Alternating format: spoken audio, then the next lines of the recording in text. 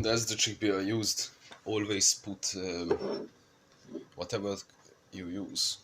Always expect that this is going to expand twice. So if you put chickpea until here, it's gonna expand until the top of the glass. And always put twice as much water than chickpea.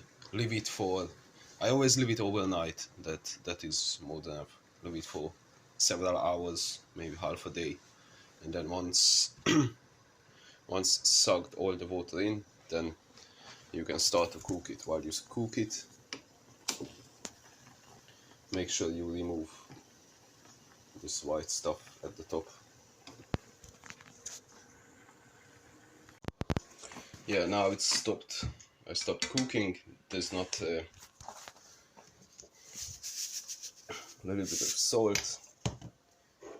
This is all lemon juice. I squeezed it with this and garlic. And while I'm blending it with a hand blender, I will be adding sunflower oil. That's all.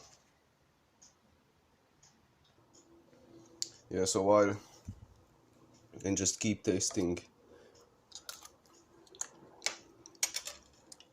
and according to how it feels, you might put more lemon juice or garlic or salt or any other ingredients or herb what you feel like putting in. That's all. It's all done.